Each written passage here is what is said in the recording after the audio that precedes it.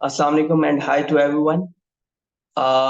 आज जो हमारा टॉपिक है इस वीडियो लेक्चर के अंदर वो हम कंटिन्यू करेंगे अपनी रिगर लेवल 1 से लेवल 3 तक का जो हमारा कोर्स चल रहा है। उसको कंटिन्यू करेंगे उस सीरीज को, और उसके अंदर ये हमारा दूसरा लेक्चर है।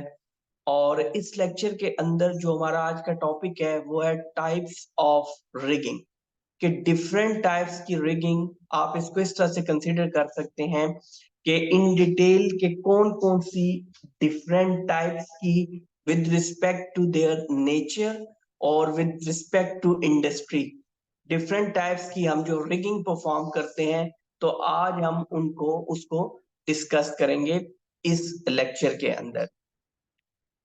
तो मैं स्क्रीन शेयर करता हूं आपके साथ।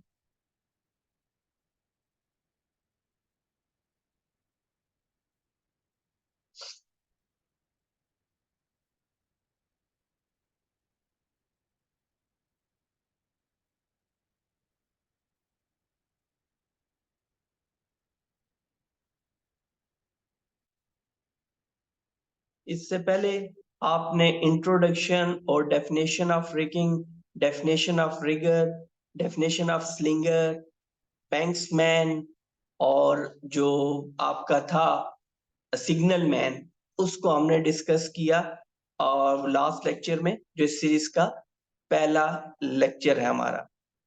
अब हम इसमें स्टार्ट करते हैं। आज का टॉपिक जो है डिफरेंट टाइप्स ऑफ रिगिंग के ऊपर है। Some common types of rigging are, ये कुछ उसकी कॉमन टाइप्स हैं। मैं यहाँ पर इनका जो है सिर्फ और सिर्फ नेम कॉल आउट करूंगा, और उसके बाद नेक्स्ट आने वाली स्लाइड्स में हम इनको वन बाय वन डिस्कस करेंगे। पहले नंबर पे हमारे पास आती है wire rope rigging, number 2 chain rigging, number 3 synthetic rope rigging, slings, hardware rigging, entertainment rigging, maritime rigging, overhead rigging, fall protection rigging और cable rigging in broadcasting।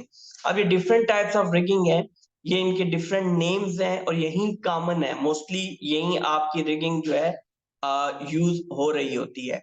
अब हम इसके अंदर देखते हैं वन बाय वन इन सब को लेके। सबसे पहले नंबर पे हमारे पास आई है वायर रोप रिगिंग।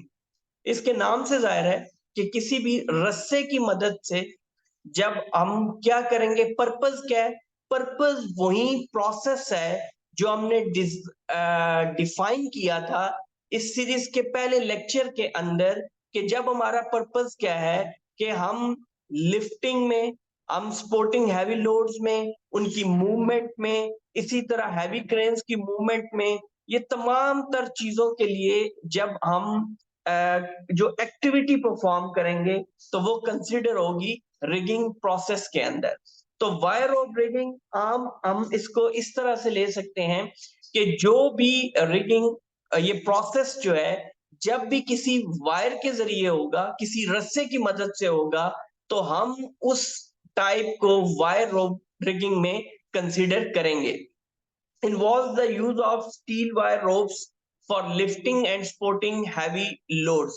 मोस्टली आपने देखा है कि जितने भी लिफ्टिंग ऑपरेशंस होते हैं और जितने भी आपके ऐसे ऑपरेशंस हैं जिसमें लोड मूवमेंट है, लोड हैंडलिंग है, क्रेन्स की मदद से हम जो काम कर रहे होते हैं, तो उसके अंदर हमेशा क्या चीज होती है कि हम रोप्स यूज करते हैं, और वो रोप्स जो हैं वो आपकी स्टील रोप्स होती हैं। हम यहाँ पर जो डिस्कस कर रहे हैं, अगर आप दूसरे मटेरियल्स की बात करेंगे तो वो डिफरेंट कैटेगरी में फॉल करेंगे। तो यहाँ पर जो रिगिंग आपकी स्टील वायर की मदद से की जाएगी उसको हम वायर रोप रिगिंग में कंसीडर करेंगे। Wire ropes are composed of strands of steel wire twisted together and are known for their strength and durability। वो कह रहा है कि जी वायर रोप्स हैं, ये बनी होती हैं स्ट्रैंड्स ऑफ स्टील के साथ और उन्हें ट्विस्ट किया होता है। ठीक है, आप अगर इन वायर रोप्स को, जिनको आम अल्फाज में आप रस्सा बोलते हैं, तो आप अगर इसको देखेंगे, इसको ट्विस्ट किया जाता है। ऐसे नहीं होता कि जो स्ट्रैंड्स ऑफ स्टील हैं उनको अगर सीधा ही छोड़ दिया जाए तो उसमें स्ट्रेंथ नहीं आती। उसकी रीजन ये होती है कि उनका जो कलेक्टिव एक्शन है वो उसी सूरत में सामने आता है, या जब तक वो कलेक्टिव मोड में नहीं आएंगी तो वो स्ट्रेंथ में कभी भी नहीं जाएंगी। तो उनको ट्विस्ट किया जाता है। ट्विस्ट करने का जो पर्पस है वो यही है कि इसके अंदर एक स्ट्रेंथ आ सके और ड्यूरेबिलिटी आ सके, और जो लिफ्टिंग ऑपरेशन जो हमने रिगिंग प्रोसेस इससे परफॉर्म करना है वो सेफली हो सके। इसके बाद नंबर 2 पे हमारे पास आती है चेन रिगिंग। चेन, आपने बड़े बड़े इसके अंदर चेन्स देखे होंगे जिसको आम अल्फाज में आप जंजीर बोलते हैं, लेकिन ये चेन रिगिंग में, जो रिगिंग में चेन यूज होते हैं, आपकी मैरीटाइम टाइप हो या आपकी कंस्ट्रक्शन हो, आप देखते हैं कि बड़े बड़े चेन उसके अंदर यूज होते हैं। तो जब भी चेन्स जो है वो इस्तेमाल होंगी इस रिगिंग प्रोसेस के लिए, तो उस एक्टिव इस लिफ्टिंग एक्टिविटी को हम चेन रिगिंग का नाम देंगे, जब भी ये परफॉर्म की जाएगी चेन्स की मदद से।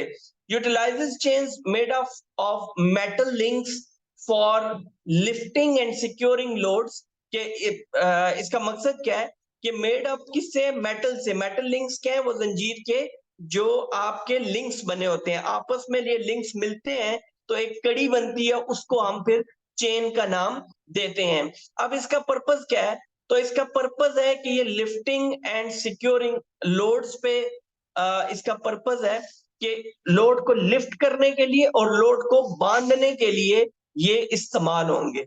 Chain rigging is robust and suitable for heavy duty applications. बिल्कुल, ये बड़ी सख्त जान होती है किस टाइम पे, और हैवी ड्यूटी जितनी एप्लीकेशंस होती हैं उसके अंदर जो सुटेबल हमारे पास ये रिगिंग मेथड है वो हमारे पास चेन रिगिंग है। ये टाइप ऑफ रिगिंग क्या है, तो वो हमारे पास चेन रिगिंग उसके अंदर मौजूद है। अब हम आते हैं थर्ड अपनी टाइप ऑफ रिगिंग पे।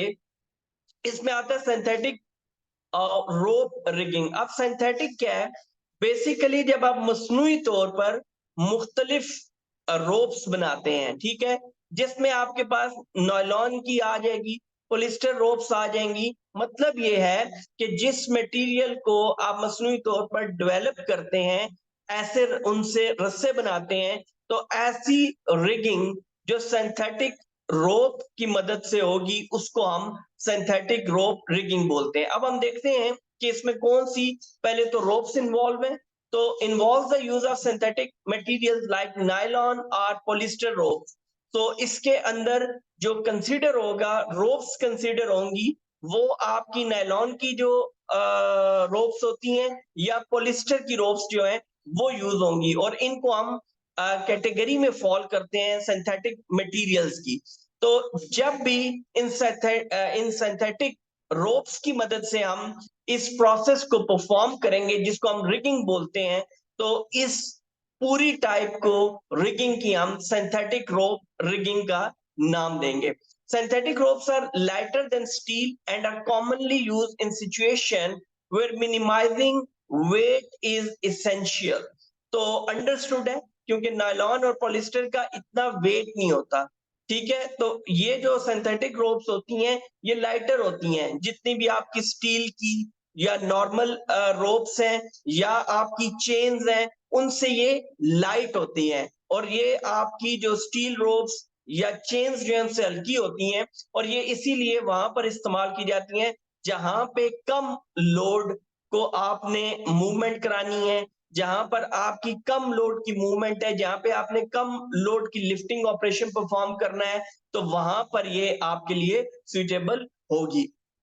देन जी हमारे पास नंबर 4 पे आ गई टाइप्स ऑफ रिंगिंग में स्लिंग्स।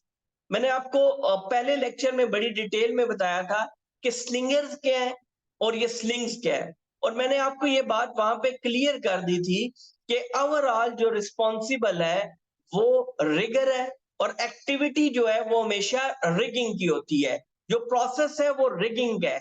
उसके अंदर ये स्लिंग से कोई एक्टिविटी परफॉर्म की जाए, स्ट्रैप्स जो यूज होती हैं उनको हम स्लिंग्स बोलेंगे, फ्लेक्सिबल लिफ्टिंग स्ट्रैप्स होती हैं, उनकी मदद से जब हम मटेरियल की मूवमेंट करते हैं तो वो हमारे पास स्लिंग्स की मदद से होती हैं। और जो बंदा, जो इंडिविजुअल इससे परफॉर्म करता है, क्योंकि ये थोड़ी सी यूनिकनेस होती है सारे रिगिंग प्रोसेस के अंदर, तो इसके अंदर जो डूअर है, इसके अंदर दो बंदे आप ये समझ लीजिए कि दो इंडिविजुअल या दो ग्रुप ऑफ पीपल ऐसे हैं जिनको इस रिगिंग प्रोसेस के अंदर डिफरेंट यूनिकनेस है। वो एक तो स्लिंग से जो लोग लिफ्टिंग ऑपरेशन परफॉर्म कर रहे हैं वो स्लिंगर्स, और दूसरे जो हमारे पास इसके अंदर आते हैं वो हमारे पास जिनको हम सिग्नल मैन या बैंक्स मैन का नाम देते हैं। अब इसको हम देख लेते हैं। स्लिंग्स और flexible lifting straps made from material such as webbing, wire rope और चेन। ठीक है जी, होती स्ट्रैप्स है, बनी वेबिंग से भी हो सकती है, वायर से भी हो सकती है और चेन से भी। They are designed to securely attach and lift loads and come in various configurations including round slings and flat slings। तो ये फ्लैट स्लिंग्स भी हो सकती हैं, राउंड स्लिंग्स भी हो सकती हैं और डिफरेंट कन्फिगरेशंस में होती हैं, जिसकी वजह से हम डिफरेंट टाइप ऑफ एक्टिविटीज जो है वो बड़ी आसानी से डिफरेंट नेचर्स को सामने रखते हुए अप्लाई कर सकते हैं। तो ये जो हमारी टाइप ऑफ रिगिंग होगी इसको हम स्लिंग्स का नाम देंगे। Number 5, hardware rigging includes a variety of hardware components like shackles, hooks, pulleys and survivals। अब क्या है कि आपने डिफरेंट स्ट्रक्चर्स देखे हो, ठीक है, जिसमें हुक्स होती हैं, जिनमें शैकल्स हैं, जिनमें पुली है, जिसके अंदर सर्वाइवल्स हैं। तो ये तमाम तर मिलके एक स्ट्रक्चर बनाती हैं और उस स्ट्रक्चर का मकसद क्या है? Handling of load, handling of heavy loads and equipment, lifting का जो आपका प्रोसेस होता है किसी भी इंडस्ट्री के अंदर, उसके लिए। तो ये पूरा जब ये मिलते हैं, ये shackles, hooks, pulley and swivel, ये मिलके एक स्ट्रक्चर डेवलप करते हैं एक हार्डवेयर कंपोनेंट्स की मदद से। ये डिफरेंट हार्डवेयर कंपोनेंट्स और एक स्ट्रक्चर डेवलप करते हैं जिसका मकसद जो है वो इस प्रोसेस को परफॉर्म करना है, तो उसको हम हार्डवेयर रिगिंग का नाम देंगे। These components play crucial roles in connecting and configuring the rigging system। तो अब ये जो रिगिंग सिस्टम है इसके अंदर ये डिफरेंट कंपोनेंट्स हैं। जब ये कंपोनेंट्स एक स्ट्रक्चर में डलेंगे, एक स्ट्रक्चर के अंदर आप लेके आएंगे, देन ये हमारे किस काम आएंगे? ये हमारे रिगिंग प्रोसेस के काम आएंगे। तो हम इस तरह की रिगिंग को, इस टाइप ऑफ रिगिंग को कंसीडर करते हैं एज अ हार्डवेयर रिगिंग के अंदर। नेक्स्ट हमारे पास आता है इंटरटेनमेंट रिगिंग। जिस तरह हमने एक देखी थी, एक वाइडर जब हम इसकी डिवीजन कर रहे थे विद रिस्पेक्ट टू नेचर, तो हमने शुरू में भी बात की थी इंटरटेनमेंट रिगिंग की। तो बेसिकली इंटरटेनमेंट रिगिंग वो रिगिंग जो आपकी इंटरटेनमेंट इंडस्ट्री के अंदर होती है, ठीक है, जो आपकी इंटरटेनमेंट इंडस्ट्री के अंदर होगी उसको हम कंसीडर करेंगे इंटरटेनमेंट रिगिंग के अंदर। Specifically used in the entertainment industry for suspending and controlling equipment such as lighting fixtures, curtains and scenery above stages or performance areas।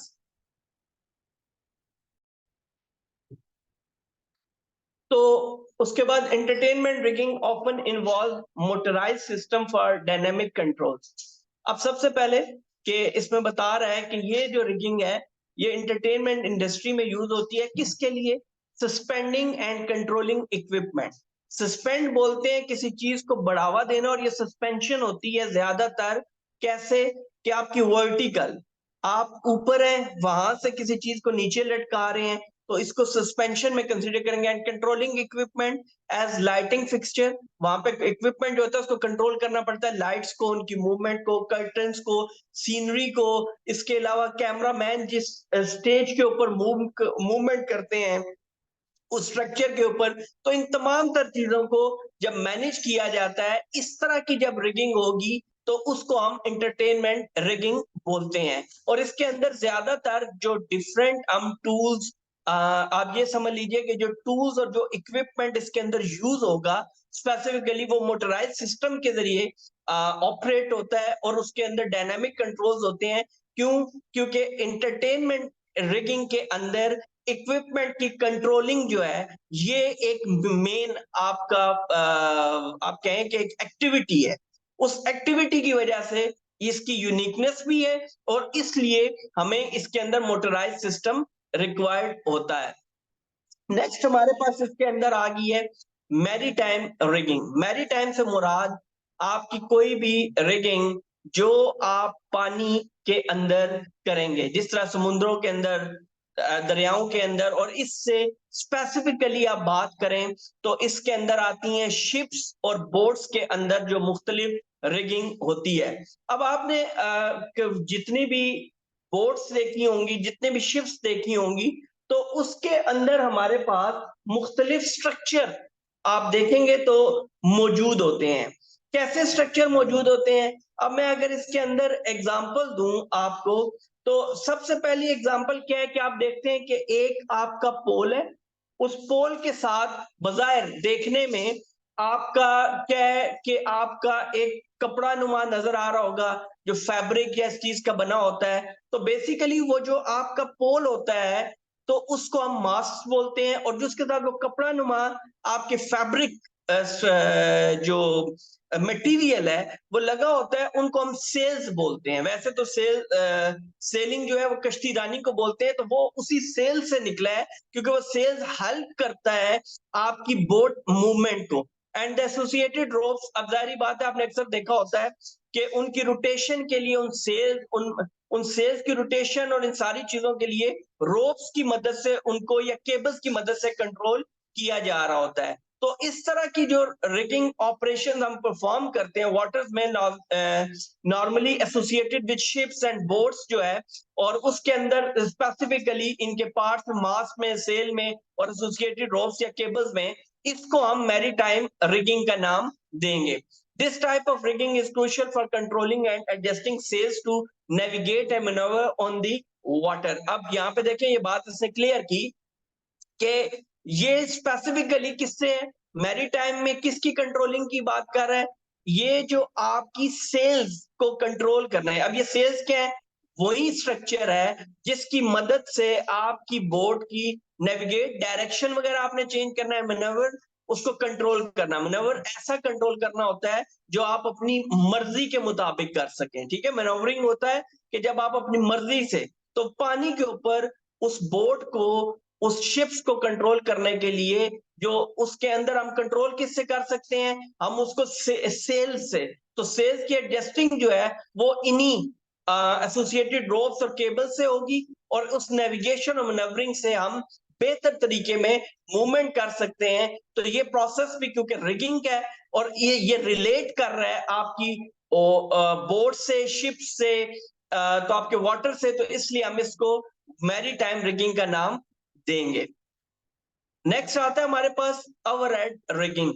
Overhead rigging की जब हम बात करते हैं तो इसमें नॉर्मली हमारे पास कंस्ट्रक्शन इंडस्ट्रीज आती हैं और मैन्युफैक्चरिंग इंडस्ट्रीज आती हैं, जिनमें आपके डिफरेंट स्ट्रक्चर्स होते हैं, डिफरेंट ओवरहेड स्ट्रक्चर्स होते हैं। जब आपके स्ट्रक्चर्स जो है वो ओवरहेड होंगे तो अंडरस्टूड है कि लिफ्टिंग ऑपरेशंस या हैवी लोड्स जो मैनेजिंग है, हैवी लोड्स की जो मैनेजमेंट है या कंट्रोलिंग है, वो भी फ्रॉम द टॉप होगी, फ्रॉम द ओवरहेड होगी। तो इस सारे अमल में इस तरह का इस तरह की रिगिंग परफॉर्म करना जो है वो हमारी कंसीडर होती है overhead rigging के अंदर। In construction and industrial settings, overhead rigging involves lifting and positioning heavy loads using cranes or hoist. तो इसके अंदर जितनी भी आपकी रिगिंग होती है ओवरहेड, ये क्रेन्स की मदद से होती है या हॉइस्ट की मदद से होती है। अब हॉइस्ट क्या है? हॉइस्ट बेसिकली कोई भी ऐसा स्ट्रक्चर जो मोस्टली मोस्टली आपका रोप्स या वायर से कंट्रोल हो रहा होता है। तो और उसका मकसद ये होता है कि उसकी मदद से हम इक्विपमेंट और जो वर्कर्स हैं, ह्यूमंस हैं, उनको मूव कर सकें एक जगह से दूसरी जगह, तो उनको हॉइस्ट बोला जाता है। क्रेन से तो आप वाकिफ होंगे। इवन एक लिफ्ट जो होती है नॉर्मली, ये भी हॉइस्ट है। इसके अलावा जो टेम्पररी स्ट्रक्चर बनाए जाते हैं जिनका पर्पस ये होता है कि आपने लोगों को, वर्कर्स को मूव करवाना है, ह्यूमंस को मूव करवाना है, या किसी भी लोड को, इक्विपमेंट को, टूल्स को, मटेरियल को मूव कराना है, तो वो जो हम यूज करेंगे उसको हम हॉइस्ट बोलते हैं। It includes various components like spreader, bars and lifting beams. तो ये डिफरेंट स्ट्रक्चर के ऊपर होते हैं जो ओवरहेड होते हैं, क्योंकि ओवरहेड जो आपका लिफ्टिंग स्टैंड्स बने होते हैं, या इसके अलावा आपकी ओवरहेड मोबाइल टावर क्रेन्स होती हैं, दूसरी क्रेन्स यूज हो रही होती हैं, तो इनके अंदर spreaders, bar and lifting beams, ये तमाम तर चीजें मौजूद होती हैं, और ये तमाम तर चीजें मदद करती हैं एक लिफ्टिंग ऑपरेशन के लिए। तो इसलिए हम इनको यूटिलाइज करते हैं। तो ये सामने आया कि कंस्ट्रक्शन और इंडस्ट्रियल, जिसमें मैन्युफैक्चरिंग या इस तरह की इंडस्ट्री के अंदर जब ओवरहेड एक्टिविटीज होती हैं, तो उन एक्टिविटीज की उन ओवरहेड एक्टिविटीज जो होती हैं with respect to handling of load, lifting of loads, वो सारी की सारी हम कंसीडर करेंगे ओवरहेड रिगिंग के अंदर। ठीक है जी। अब नेक्स्ट हमारे पास इसके अंदर आता है फॉल प्रोटेक्शन रिगिंग। आपने अक्सर देखा होगा कि बड़ी बिल्डिंग्स के ऊपर या बड़ी ऊंचाई पे काम करते हुए अक्सर आपके मुख्तलिफ स्टेज बने होते हैं, आपके मुख्तलिफ स्कैफोल्डिंग्स बनी होती हैं बड़ी हाइट के ऊपर, ताकि आप रीच जो है वो बेहतर हो और इंडिविजुअल्स या वर्कर्स बेहतर तरीके से ऊपर तक जाके काम कर सकें। तो वर्क एट इस ऊपर, इसको सतह जमीन से ऊपर जाके काम करने को हम कंसीडर करते हैं वर्क एट हाइट पे। और याद रखिएगा एक स्टैंडर्ड, के वर्क एट हाइट कब कंसीडर होगी, तो 1.5 मीटर के ऊपर जब भी आप जाएंगे तो ये वर्क एट हाइट है। ठीक है, 1.5 मीटर इज ऑलमोस्ट 5 फीट। जब आप किसी भी ग्राउंड लेवल से 1.5 मीटर या किसी भी ग्राउंड लेवल से 5 फीट तक ऊपर जाके काम करेंगे, तो वो फॉल प्रोटेक्शन में कंसिडर होगी, वहां पर फॉल प्रोटेक्शन लगेगी और उसको हम वर्क एट हाइट कंसिडर करेंगे। अब एक और चीज क्लियर करके आगे चलता हूं इस टाइप के ऊपर, वो ये है कि नॉर्मली क्या होता है कि आप देखते हैं कि स्ट्रक्चर्स के साथ या सतह जमीन से ऊपर नहीं, इवन के आप किसी एक्सक्वेशन में काम कर रहे हैं और उसके अंदर भी जब आप 5 फीट से ऊपर जाएंगे तो वो भी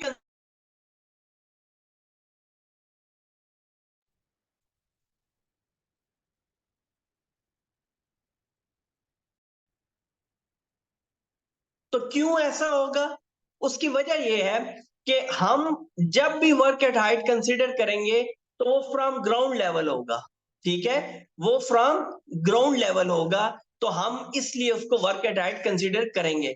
अब ऐसी जगह पे जहां पे आपकी वर्क एट हाइट है, तो वहां पे आपने अक्सर देखा होगा कि वहां पे काफी सारी सस्पेंशन होती हैं, आपकी मेन बोर्ड्स होती हैं जिनको लटका के सस्पेंड करके काम लिए जा रहे होते हैं। जैसा बड़ी बिल्डिंग की क्लीनिंग हो, बड़ी बिल्डिंग को पेंट किया जा रहा है, उनकी रेनोवेशन की जा रही है या फैब्रिकेशन की जा रही है, तो इन तमाम तर चीजों में हमें रिक्वायर्ड होते हैं। तो वहां पे भी बहुत सारे आपकी लैंड यार्ड यूज होते हैं, आपके बहुत सारे रोप्स यूज हो रहे होते हैं, बहुत सारे आपके सस्पेंशन के इक्विपमेंट यूज हो रहे होते हैं। तो वहां पे ऐसी जब हम रिगिंग करेंगे with respect to work at height, तो हम उसको फॉल प्रोटेक्शन रिगिंग में कंसीडर करेंगे। तो use to secure workers at heights preventing fall, this type of rigging include safety harness, lanyard and anchor points. तो अब ये कैसे है, ये वर्क एट हाइट पे सेफ्टी हार्नेस इंडिविजुअल ने, वर्कर्स ने पहनी हुई है, लैंड यार्ड वो रस्सा, वो कोई भी वायर रोप, वो आपकी सिंपल रोप जिसके जरिए वो लटक के वहां तक आए, और एंकर पॉइंट वो होता है कि जिससे वो लैंड यार्ड जो है वो फिक्स्ड हुआ होता है, और वो हमेशा जो एंकर पॉइंट होता है वो आपका विद रिस्पेक्ट टू लोड जो है वो काफी हैवियर होता है, अदरवाइज तो वो भी उसके पीछे नीचे आ सकता है। तो इस तरह की जब हम रिगिंग परफॉर्म करते हैं तो हम इस रिगिंग को फॉल प्रोटेक्शन रिगिंग का नाम देते हैं। नेक्स्ट लास्ट टाइप ऑफ हमारे पास इसके अंदर रिगिंग आई है, cable rigging in broadcasting, refers to the use of cables and wire to suspend and control cameras and equipment in broadcasting and filming, provide dynamic camera movements। ये जी cameras को अब बहुत सारी जगहों पे ऐसा सीन लेने होते हैं आपकी फिल्म इंडस्ट्री में या टीवी इंडस्ट्री में, कि जिसमें मूवमेंट ऑफ कैमरा मैन जो है वो इतनी आसान नहीं होती। ठीक है, कि कैमरामैन हर जगह पे जाए, हर जगह पे मूव हो और उसके बाद करे, ये पॉसिबल नहीं होता। तो ऐसी जगहों पे फिर हम क्या करते हैं कि ऐसी जगहों के ऊपर डिफरेंट केबल्स की मदद से, वायर्स की मदद से हम जो सस्पेंशन है कैमरास की वो कंट्रोल होती है, इक्विपमेंट कंट्रोल होती है। तो इस जो खास किस्म की टाइप के साथ हैंडलिंग करते हुए जो हम ये रिगिंग एक्टिविटी परफॉर्म करेंगे, इस टाइप ऑफ रिगिंग एक्टिविटी को हम केबल रिगिंग इन ब्रॉडकास्टिंग का नाम देंगे। तो ये था जी आज का हमारा टॉपिक जो हमने डिस्कस किया है, और ये था टाइप्स ऑफ रिगिंग के हवाले से, और ये हमारा इस रिगर कोर्स का सेकंड लेक्चर था। तो बहुत जल्द अगले लेक्चर में आपसे मुलाकात होती है, तब तक के लिए अल्लाह हाफिज।